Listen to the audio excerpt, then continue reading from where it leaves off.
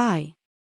My name is Hira and my topic is Impact of Organizational Politics and Favoritism on Employees' Job Satisfaction. Firstly, I will tell you about what is politics and favoritism. Politics are the actions or activities concerned with achieving and using power in a country or society. On the other hand, favoritism is a preference for one individual or group over another. Now I'd like to talk about the impact of satisfied and dissatisfied employees on job. It is obvious that increased productivity is linked to a higher level of job satisfaction at work. Decreased staff turnover, reduced absences, client satisfaction increased due to fewer workplace issues. Faster and more sustainable corporate growth as well as a more favorable work environment for workers. We can understand the impact of dissatisfied employees through the Evelyn model.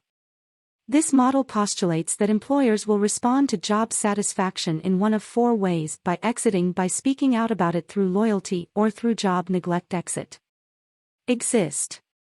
High employee turnover is known to result from workplace unhappiness, particularly for individuals with greater career possibilities elsewhere. Exit refers to leaving a position, which can involve looking for a new employment, quitting your job, or changing work units within the same organization. Voice. A voice is any attempt to change rather than avoid an undesirable situation.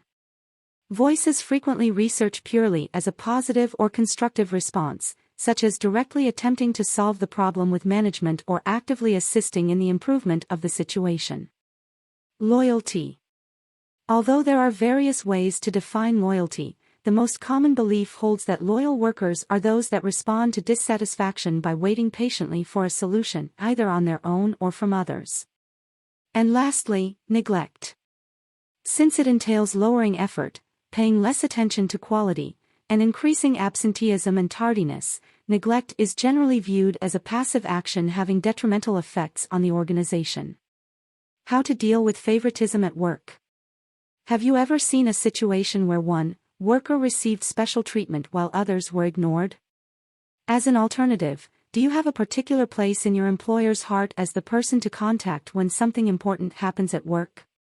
It is true that favoritism at work can appear in a variety of ways, and it is possible that you will run into it at least once during your career. You will discover a few strategies in this video for avoiding favoritism at work. 1. Always be just, and don't become angry with the person who deserves the benefit of the doubt.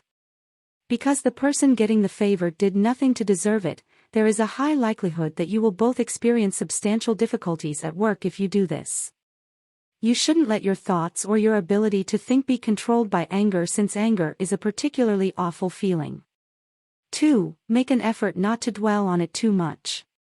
Even though trying to understand anything of this nature is common, you should focus on matters that are more crucial.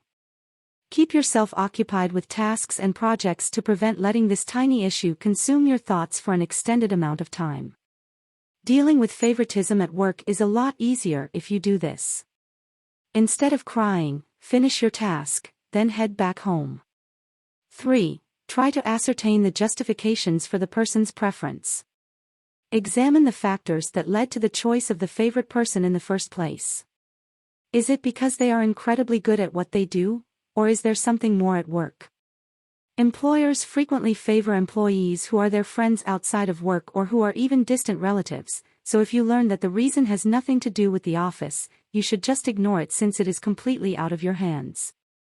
So, if you learned something new today, then give this video a like and share with a friend. Don't forget to subscribe so you will be notified on the next helpful video.